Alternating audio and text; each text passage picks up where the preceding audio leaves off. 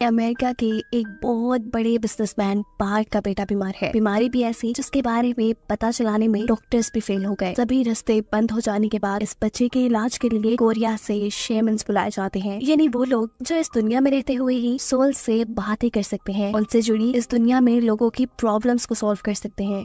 ऐसा कहने कि दुनिया में ना नजर आने वाली चीजों से मिलना, लड़ना और उन्हें कंट्रोल करना ही उनकी जॉब है। हम मिलते हैं शेमन हारिम से, जो अपने असिस्टेंट के साथ इस बच्चे का इलाज करने के लिए आई थी। हालांकि बच्चे की मोम को इन सब चीजों पे यकीन नहीं था, पर अब उनके पास कोई दूसरा ऑप्शन भी नहीं बचा था अपने बेटे को बचाने के लिए। हारिम इस बच्चे को चेक करने के लिए कुछ रिचुअल करती है और उसे मालूम होता है कि इस बच्चे के साथ जो भी इशू है वो उसके दादा या परदादा के साथ जुड़ा है। इस बारे में बात करने के लिए हारिम पार्क से मिलने उसके घर पहुंच जाती है, जहां उसे मालूम पड़ा कि ये लोग कई दहाइयों पहले ही पूरी तरह अमेरिका शिफ्ट हो गए थे। पार्क के डैड यानी इस छोटे बच्चे के ग्रैंडपा पैरालाइज्ड हैं, जबकि उसके ग्रैंडपा यानी परदादा 100 साल पहले ही मर चुके थे, जिनकी ग्रेव यानी कब्र कोरिया में ही है। पार्क हारिम को ये भी बताता है कि उनकी फैमिली में पैदा होने वाले हर बड़े बच्चे के साथ ऐसा ही कोई इशू हो जाता है। जैसे मेरे बड़े भाई, वो भी ऐसी ही किसी बीमारी में पागल खाने में मर गए थे, और अब मेरा बेटा वो तो आपके सामने ही है। सब सुनने के बाद हारिम पार्क को तसल्ली देती है कि सब ठीक हो जाएगा, लेकिन उनको और भी लोगों की मदद की जरूरत पड़ेगी। मसला थोड़ा बड़ा है, इन्हें कोरिया भी जाना पड़ सकता है। सीन कट होकर हम कोरिया में किम से मिलते हैं। ये फेंग शुई एक्सपर्ट हैं। उनका काम था मरने वाले लोगों के लिए ऐसी जगह ढूंढना जहाँ दफन होने के बाद उनके सोल्स को आराम और सुकून मिल जाए, वहाँ उन्हें कोई प्रॉब्लम ना हो। अगर सोल्स को कोई प्रॉब्लम होती है तो वो अपनी फैमिलीज को तंग करती है। जैसे अभी भी एक ओल्ड लेडी अपने घर वालों के ख्वाब में आकर उन्हें तंग करने लगी थी, लेकिन किम के मुताबिक उनका मसला ग्रेव नहीं थी। असल में उस ओल्ड लेडी के ग्रैंडसन ने उसके दांतों को छुपा लिया था, जिसकी वजह से वो नाराज थी। उस ओल्ड लेडी के दांत वापस रखने पर प्रॉब्लम सॉल्व हो जाती है। जिसके बाद हम देखते हैं यही इसी ग्रेवयार्ड यानी कब्रिस्तान के अंदर किम से हारिम मिलने आई है। हारिम उन्हें पार्क के बारे में बताती है, जो बहुत ही ज्यादा अमीर बिजनेसमैन है, लेकिन उनकी फैमिली में एक बहुत ही अजीब इशू है कि उनके घर पैदा होने वाला हर बड़ा बेटा बीमार रहता है, और ये सारी प्रॉब्लम्स कोरिया की जमीन से जुड़ी है, क्योंकि उनके ग्रैंडपा यहाँ कोरिया में दफन है। हारिम को उनका प्रॉब्लम सॉल्व करने के लिए किम की मदद चाहिए थी, और कोरिया का नाम सुनते ही किम मान भी जाते हैं। अगले दिन पार्क भी आकर किम से मिलता है, क्योंकि उसे अपने ग्रैंडपा का एक्सह्यूमा करवाना था। एक्सह्यूमा मतलब एक ग्रेव को खोलकर वहाँ दफन हुए इंसान को किसी दूसरी ग्रेव में दफनाना या शिफ्ट करना। इसी काम के लिए उसे किम से सारी इन्फॉर्मेशन चाहिए थी, और वो ये सब अपने बेटे के इलाज के लिए कर रहा था। पार्क अब किम को लेकर अपनी ग्रैंडपा की ग्रेव के पास जाता है, जो पहाड़ के ऊपर बनी थी। ये कोई कब्रिस्तान नहीं था। इस ग्रेव के आसपास बहुत सारे फॉक्स भी फिर रहे थे, और ये कोई अच्छा साइन नहीं था। साथ ही उनकी ग्रेव के ऊपर कोई नेम प्लेट भी नहीं थी। पार्क बताता है कि उसके ग्रैंडपा जर्नल थे, और ये ग्रेव उन्हें आर्मी की तरफ से अलॉट हुई थी। किम उसकी अभी भी बात समझ नहीं पा रहा था कि आखिर यही जगह क्यों। ये तो जगह कोई टॉम भी नहीं लग रही। वो समझ चुका था कि मसला इसी जगह में है, और ये बात वो हारिम से डिस्कस भी कर लेता है। वो हारिम से कहता है, यहाँ पे बहुत कुछ ईवल है, बहुत कुछ शैतानी है, और इन नेगेटिव पावर्स को मैं सेंस कर पा रहा हूँ। साथ ही किम हारिम से यहाँ काम करने को भी मना कर देते हैं, क्योंकि उन्हें लग रहा था कि अगर यहाँ उन्होंने काम किया तो उनकी जान को भी खतरा हो सकता है। ये सुनकर हारिम भी परेशान हो जाती है। खैर, रात में दोबारा हारिम, किम और पार्क की मीटिंग होती है, जहाँ किम इन दोनों से शेयर करता है कि जल्द ही उनकी बेटी की शादी होने वाली है। जो सुनकर पार्क इमोशनल हो जाता है और उन्हें बताता है कि मेरा बेटा है और वो मरने वाला है। उसके ये लफ्ज हारिम और किम दोनों को ही इमोशनल कर गए थे, इसलिए हारिम फैसला कर लेती है कि वो पार्क की मदद जरूर करेगी, और किम से कहती है कि हम उस ग्रेव को डिग करने के लिए वहाँ पर एक रिचुअल कर सकते हैं, एक ऐसा रिचुअल जिससे वहाँ का ईवल भटक जाए और फिर आप लोगों का काम आसान हो जाए। ये आइडिया किम को भी बेहतर लगा था, इसीलिए वो भी एक्सह्यूमेशन के लिए मान गए थे। अगले दिन एक्सह्यूमेशन का काम शुरू हो जाता है, जिसमें यहाँ पर पार्क की आर्ट भी थी, क्योंकि वो ग्रैंडपा की डॉटर थी। उनके साइन और उनके परमिशन के बगैर ग्रेव डिग नहीं की जा सकती थी। हारिम यहाँ पर रिचुअल का सारा सामान भी ले आई थी, जिसमें 5 पिग्स भी थे। उन 5 लोगों के लिए सेक्रीफाइस जो ये ग्रेव डिग करने वाले थे। एक तरफ ग्रेव की खुदाई का काम शुरू होता है, तो दूसरी तरफ हारिम ईवल को डिस्ट्रैक्ट करने के लिए पावरफुल रिचुअल्स करना शुरू कर देती है, जिसमें बहुत से लोग उसका साथ दे रहे थे। जोर जोर से गाने बजाने के साथ हारिम अपना ड्राउना डांस करते हुए छुरियों और चाकुओं से खेल रही थी। ऐसा करते हुए वो अपने मुंह पर कट भी लगा देती है, फिर पास पे लगे हुए पिग्स की बॉडीज को काट कर उनका खून पीती है। उसका ये ड्राउना रिचुअल तब तक चलता रहा जब तक ग्रैंडपा की हड्डियों को निकाला नहीं गया। हड्डियों को कब्र से निकालने के बाद एक मजदूर कब्र के अंदर इंसानी सर वाला सांप दिखता है, जो कि बहुत ही गलत साइन था, और इससे भी गलत ये कि वो किसी को भी बताए बगैर उसे मार चुका था। ऐसा करते ही वहाँ मौसम खराब हो जाता है। किम जिसने ग्रैंडपा की हड्डियों को क्रिमेट यानी जलाने का फैसला किया था, उनका ये काम भी रुक जाता है। हालांकि वो ये काम जल्दी करना चाहते थे क्योंकि उनका मानना था कि ग्रैंडपा की सोल हड्डियों से जुड़ी है, जिन्हें जलाने पर ही उन्हें सुकून मिल सकता है। किम ने क्योंकि यहाँ पर बहुत कुछ नेगेटिव देख लिया था, इसीलिए पास के गांव में वो ग्रैंडपा के मजार के बारे में इंफॉर्मेशन इकट्ठी करने चाहता है। जहाँ जाने पे इन्हें मालूम हुआ कि ज्यादा लोगों को तो उस मजार यानी ग्रैंडपा की ग्रेव के बारे में कुछ पता ही नहीं, और अगर कुछ लोगों को पता था तो ये बात कि उनकी ग्रेव खजाने से भरी है। जिसके लालच में एक आदमी जिसे मालूम हुआ कि ग्रैंडपा की ग्रेव की खुदाई हुई है, वो ग्रैंडपा का कॉफिन खोल देता है, जिसके नतीजे में गुस्से में पागल ग्रैंडपा की सोल आजाद हो चुकी थी। और ये सबसे बड़ा और खतरनाक काम हुआ था। शुक्र था कि हारिम ने उसे देख लिया। अब एक होप तो है कि वो सबको इस खतरे से बचा लेगी। ग्रैंडपा की सोल को कंट्रोल करने के लिए वो एक रिचुअल करना शुरू कर देती है, लेकिन शायद ये जाया हो रहा है क्योंकि ग्रैंडपा की सोल अपने घर भी जा चुकी है। घर यानी अमेरिका, जहाँ पर पार्क की फैमिली रहती थी। वहाँ जाते ही वो अपने बेटे और उसकी वाइफ को मार देते हैं, जिसके बाद ग्रैंडपा की स्पिरिट ने पार्क को भी हॉन्ट करना यानी डराना शुरू कर दिया था। पार्क बहुत ज्यादा डरा हुआ था। उसी टाइम उसे किम की कॉल आती है। फोन पे किम उसे समझा रहा था कि ग्रैंडपा की सोल आजाद हो गई है, उसने तुम्हारे पेरेंट्स को भी मार दिया है और वो अब तुम्हें मारने के लिए निकली है, तुम जरूर उससे बच कर रहना। अभी वो फोन पे बात कर ही रहा था कि अचानक दरवाजे पे भी नॉक होना शुरू हो जाता है। पूछने पे पता चलता है कि वहाँ पे भी किम था, फोन पे भी किम और दरवाजे पे भी किम। फोन वाला किम पार्क से कहता है कि तुम दरवाजा बिल्कुल ना खोलना, हो सकता है वो ग्रैंडपा की सोल ही हो, तुम अपना ध्यान रखना, मैं जल्दी तुम तक आ रहा हूँ, लेकिन हाँ तुम विंडो खोल सकते हो। किम की बात मानते हुए वो दरवाजा तो नहीं खोलता, लेकिन खिड़की खोल देता है, जहाँ से सोल अंदर आ जाती है। मतलब ये सारी चाल उसी ग्रैंडपा की सोल ने चली थी। फोन पे ग्रैंडपा की सोल बात कर रही थी और दरवाजे के दूसरी तरफ किम था, असल किम जो पार्क को बचाने आ रहा था। दरवाजे वाला यानी असली किम जब होटल के स्टाफ से चाबी लेकर पार्क के रूम के अंदर जाता है तो देखता है कि पार्क पूरी तरह सोल से पोजेस हो चुका था। पोजेस हुए पार्क के जरिए ग्रैंडपा किम को बताते हैं कि वो अपनी फैमिली के ही पीछे क्यों पड़े हैं। असल में जब अमेरिका और जापानीज के दरमियान में वॉर शुरू हुई थी तो ग्रैंडपा ने अपने ही लोगों के साथ गद्दारी करके बहुत पैसा कमाया और उसी पैसे की वजह से उनकी पूरी फैमिली अमेरिका जाकर बस गई। लेकिन जिनकी वजह से वो अमीर हुए, उनका स्टेटस चेंज हुआ, उनको कभी इन लोगों ने आकर पूछा ही नहीं, न कभी इनकी ग्रेव पे आए, न प्रे की उनके लिए। इसी वजह से वो इतना गुस्सा थे कि इनकी आंखों के सामने ही वो आप पोजेस हुए पार्क को जान से मार देते हैं। मरते मरते पार्क किम से कहकर जाता है कि किसी बड़े जानवर ने जैसे शेर ने एक लोमड़ी की हड्डी निकाली है। इस बात का मतलब किम को बिल्कुल नहीं समझ आया था, लेकिन अब ग्रैंडपा के सोल पार्क को मारने के बाद अपनी बेटी और पार्क के बेटे को मारने के लिए निकल चुके थे। उनको रोकने का किम के पास सिर्फ एक ही तरीका था कि वो हारिम से कहें कि ग्रैंडपा की हड्डियों को जला दो, लेकिन हड्डियों को जलाने के लिए ग्रैंडपा की बेटी की परमिशन चाहिए थी। किम फौरन उन्हें कॉल करता है और उन्हें बताता है कि ग्रैंडपा की सोल अब उस छोटे बच्चे को मारने के लिए जा रही है जिसका कोई कसूर नहीं। उसकी जान बचाने के लिए हमें ग्रैंडपा की हड्डियों को जलाना पड़ेगा, एक्सट्रीमेशन के बजाय, यानी किसी और कब्र में दफनाने के बजाय, जिसके लिए ग्रैंडपा की बेटी मान जाती है और ग्रैंडपा की हड्डियों को जला दिया जाता है। ऐसे हड्डियां जलने के साथ ही ग्रैंडपा की सोल खत्म हो जाती है और इन सब को आजादी मिल जाती है। लेकिन कहानी ग्रैंडपा की सोल तक ही खत्म नहीं हुई थी। इस कहानी में अभी एक बहुत बड़ा ट्विस्ट है। एक्सपर्ट्स की तरह ट्रेड करें ग्रो के साथ, प्रेजेंटिंग ग्रो टर्मिनल, जहां आप सब कर सकते हैं। ग्रैंडपा की सोल तक ही खत्म नहीं हुई थी। इस कहानी में अभी एक बहुत बड़ा ट्विस्ट है।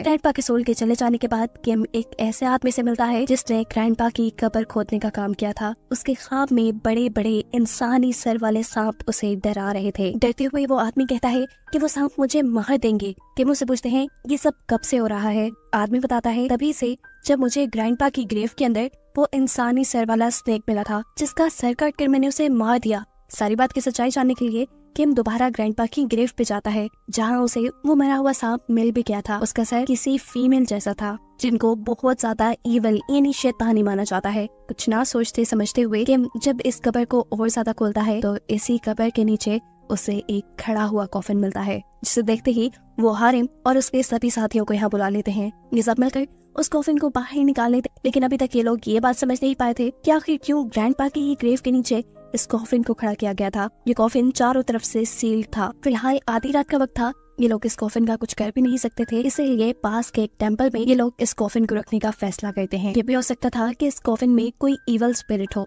वो आसानी से निकल ना जाए, इसीलिए हारिम खून और चावलों के साथ यहाँ अजीबोगरीब रिचुअल करती है और उस कॉफिन को सील करके ये लोग यहाँ से चले जाते हैं। इस सारी मिस्ट्री की कहानी जानने के लिए किम और हारिम अब जाते हैं ग्रैंडपा की डॉटर के पास और उससे पूछते हैं कि आखिर ग्रैंडपा की ग्रेव के नीचे ये इतना बड़ा कॉफिन क्यों खड़ा किया गया था। जवाब में ग्रैंडपा कहती हैं वो गद्दार कैसे हो सकते हैं, वो तो कोरियन थे ही नहीं, वो तो खुद जापानीज थे। कंफ्यूजन और भी ज्यादा बढ़ जाती है कि आखिर फिर जापानीज लोगों ने उन्हें यहाँ क्यों दफन किया। सीन कट होकर हम हारिम के असिस्टेंट को देखते हैं जिससे कोई अजीबो गरीब चीज डरा रही थी। वो कुछ मंत्र पढ़ते हुए अपने डर को काबू में करता है और कॉफिन को चेक करने के लिए जाता है, जहाँ बाहर जाते ही उसे कोई 7 फुट जितना लंबा आदमी दिखाई दे रहा था और वो आदमी किसी इंसान को खा रहा था। इस सारे सीन को देखकर डरते हुए वो हारिम को आवाज देता है। पता चलता है कि हारिम ख्वाब में अपनी ग्रैंड माँ से कुछ सबक ले रही थी क्योंकि उसकी ग्रैंड माँ अपने जमाने की बहुत बड़ी शेमन थी। अपने असिस्टेंट की आवाज सुनकर वो यहाँ से जाने लगती है, लेकिन ग्रैंड माँ उसका हाथ पकड़ लेती है ऐसे जैसे उन्होंने कोई बहुत बड़ा खतरा देख लिया हो। लेकिन फिर भी हारिम उठकर बाहर जाती है जहाँ उसका असिस्टेंट डरा हुआ था। ये दोनों साथ मिलकर उस कॉफिन को देखते हैं जो अब खुला हुआ था और खाली था। मतलब हारिम के असिस्टेंट ने जो 7 फुट का आदमी या भूत देखा था वो इसी कॉफिन से बाहर आ चुका था। यहाँ कॉफिन में ही एक हेलमेट भी मौजूद था जो कि किसी सैमुराई या जर्नल का होता है। ये लोग समझ जाते हैं कि जरूर इस कॉफिन में जो कोई भी था वो एक सैमुराई था, एक सोल्जर था। इतनी देर में इस रूम के बाहर वो जर्नल भी आ जाता है जो इस कॉफिन से निकला होगा। हारिम उसे देखते ही छुप जाती है और वो जर्नल पूछता है क्या इस रूम में कोई इंसान है। हारिम ना में जवाब देती है और कहती है मैं तो इंसानों की गुलाम हूँ और एक ट्री स्पिरिट हूँ। फिर वो जर्नल का भूत से पूछता है क्या तुम्हारे पास मेरी पसंद का खाना है। हारिम माफी मांगते हुए उससे ना में जवाब देती है और इस टाइम जर्नल जान जाता है कि रूम के अंदर कोई इंसान ही है। इससे पहले कि वो हारिम पर हमला कर देता उसका असिस्टेंट आकर उसे बचा लेता है और जर्नल पे भी एक नेज़े से हमला करता है, लेकिन इस हमले का उसके ऊपर जरा फर्क नहीं पड़ा था। साफ मतलब था कि वो जर्नल बहुत ही खतरनाक भूत में बदल चुका है क्योंकि अब वो असिस्टेंट को पकड़कर उसके पेट में अपना हाथ स्टेप करता है और उसकी बॉडी दरमियान से चीरकर फेंक देता है। इससे पहले कि अब ये भूत हारिम को मार देता, किम और उसका असिस्टेंट यहाँ आ जाते हैं और इस मर्तबा इस भूत को देखकर इन दोनों की भी हालत बुरी तरह खराब हो चुकी थी क्योंकि आज से पहले उन्होंने कभी ऐसा भूत नहीं देखा था। 1 सेकंड गुजरता है और इस भूत को मुर्गे की भांग सुनाई देती है। मतलब सुबह होने वाली थी और ये सोचते हुए वो एक आग का गोला बनकर यहाँ से उड़ जाता है। अभी के लिए ये लोग इतनी बात जान गए थे कि ये भूत जो भी है ये रात में तो पूरी ताकत में होता है लेकिन सुबह में ये अपनी ताकतों का इस्तेमाल नहीं कर सकता। पता चलता है भूत ने हारिम के जिस असिस्टेंट को दरमियान से चीर कर फाड़ दिया था उसकी सांसें अभी भी चल रही थी, यानी वो पूरी तरह मरा नहीं था, इसलिए उसे हॉस्पिटल एडमिट करवा दिया जाता है। और किम अब जाते हैं उसी ग्रेव पे जहाँ से ये सब शुरू हुआ था क्योंकि अब इसे बंद करना, इस कहानी को खत्म करना बहुत जरूरी था। यहाँ वो आसपास के लोगों से मिलते हैं, कुछ पता चला है लेकिन खास इन लोगों को कुछ मालूम नहीं होता। दोबारा ये लोग हॉस्पिटल आ जाते हैं जहाँ इन्हें मालूम पड़ता है कि हारिम के असिस्टेंट को होश आ गया है। होश पे आने पे उसकी आंखें अजीब थी और ये देखे हारिम और ये पता चलता कि वो पोसेस्ड बड़े से जर्नल के भूत ने इससे अपना गुलाम बना लिया था और इसी के जरिए इन्हें ये बात पता चलती है कि वो जर्नल का भूत यहाँ पे किसी चीज की हिफाजत कर रहा है। किस चीज की, ये बात हारिम का असिस्टेंट उन्हें नहीं बताता। इन सारी बातों का पता चलाने के लिए हम दोबारा ग्रेव पे जाता है। वो ग्रेव को खोलकर अपने सवालों का जवाब जानना चाहता था कि आखिर यहाँ ऐसा क्या है जिसकी वो डीमन हिफाजत कर रहा था। इन्हें यहाँ वही 7 फुट लंबा जर्नल का भूत ही नजर आता है। इसे देखकर वो ये बात पता चला लेते हैं कि रात में ये भूत कहीं पर भी चला जाए, दिन में ये भूत यहीं रहता है, जरूर उसी चीज की हिफाजत करने के लिए जिसके बारे में इन्हें मालूम नहीं। यहाँ खड़े खड़े ही किम को मरते हुए पार्क की एक बात याद आती है। उसने कहा था कि फॉक्स ने टाइगर की रीढ़ की हड्डी पे वार किया है। कोरिया का मैप बिल्कुल टाइगर की तरह दिखता है, यानी टाइगर तो हो गया कोरिया। अब सीन ये था कि कोरिया को खत्म करने के लिए बहुत से मेटल रॉड्स जमीन में गए जो कि जापानीज रिचुअल के मुताबिक कोरिया की और नेगेटिव एनर्जी को कोरिया को खत्म कर देते। इन रॉड्स के बारे में कोरियन शिप में पता चल गया और उन्होंने रॉड को निकालना कर दिया। इन लोगों को कोरिया के लोगों ने ग्रेव थीव्स कहा, लेकिन अब एक रॉड वो जमीन से नहीं निकाल पाए क्योंकि उस रॉड को जापानीज ने अपने जर्नल की बॉडी में दफना दिया था, एक ऐसे रिचुअल के जरिए जिसमें मरे हुए एक बहादुर इंसान की बॉडी को काट कर उसमें मेटल रॉड रखा जाता है और साथ ही बहुत से इंसानी ऑर्गन्स का भी इस्तेमाल किया जाता है इस रिचुअल को पूरा करने में। इस सारे प्रोसेस के लिए जर्नल की बॉडी को इसलिए इस्तेमाल किया गया क्योंकि जर्नल बहुत बहादुर थे, मरने के बाद भी उनकी सोल इस रॉड की हिफाजत करती। अब वो जर्नल जो कि भूत बन चुका था, जिसकी बॉडी में वो मेटल रॉड था, उसकी कॉफिन को इसीलिए वर्टिकल खड़ा किया गया था क्योंकि कोरिया में लगने वाले बाकी सभी रॉड्स भी वर्टिकल खड़े थे। अब कोई उस रॉड को या जर्नल की बॉडी को न ढूंढ पाए, उसके ऊपर पार्क के ग्रैंडपा की बॉडी को दफना दिया गया, क्योंकि वो भी एक जर्नल थे। साफ लफ्जों में कहें तो जब कोरिया और जापानीज के दरमियान जंग चल रही थी तो लोगों ने जादू मंत्रों के जरिए भी एक दूसरे को हराने की, दबाने की कोशिश की। जैसे ही इन लोगों को इस सारी बातों की खबर मिलती है तब तक काफी देर हो चुकी थी। अब रात का वक्त हो चुका था और वो जर्नल जिसके अंदर मेटल रॉड था उसके उठने का भी वक्त हो गया था।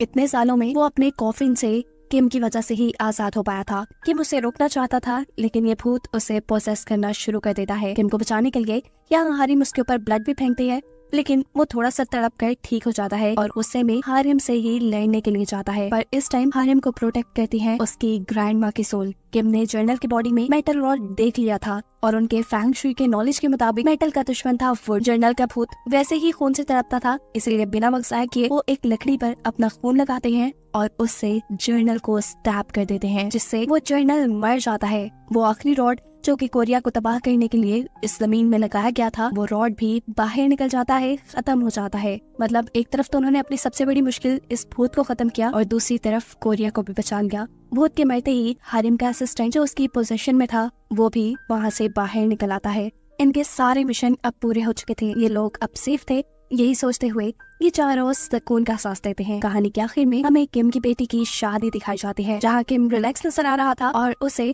हारिम और उसके असिस्टेंट्स की शक्ल में एक टीम भी मिल गई थी। इन चारों को दिखाते हुए ये कहानी यहाँ खत्म हो जाती है।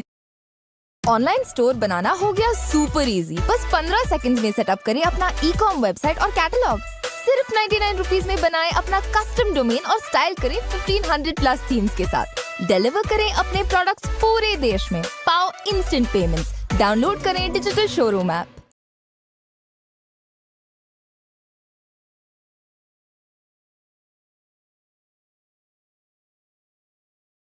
तो दोस्तों आज मैं एक्सप्लेन करने वाला हूँ हाल ही में ही रिलीज हुई एक south Korean supernatural horror movie Exhuma को। एंड ट्रस्ट मी, ये मेरे चैनल की one of the best explanation video होने वाली है, क्योंकि इस पर मैंने खुद पर्सनली वर्क किया है।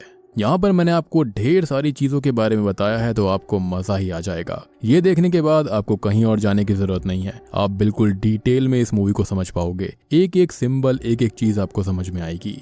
ये 2024 की highest grossing south Korean horror movie है, यानी कि one of the highest earning movies में से एक है। फिलहाल इस मूवी की IMDb रेटिंग है 7.3 स्टार्स आउट ऑफ 10 और रॉटन टोमेटोज पर इसको 95% फ्रेश बताया गया है। तो आप सोच सकते हो कि मूवी कितनी बेहतरीन होगी। और इस मूवी को लिखा और डायरेक्ट किया है जैंग जे ह्यून ने। मुझे लगता है कि आपने द वेलिंग नाम की एक कोरियन हॉरर मूवी जरूर देखी होगी। अगर आपने नहीं देखी है तो उसको भी देख लेना, उसको मैंने एक्सप्लेन किया था, उसका भी लिंक आपको नीचे डिस्क्रिप्शन में पिन कमेंट में मिलेगा। तो बिल्कुल उस लेवल की मूवी होने वाली है ये, बहुत ही बेहतरीन।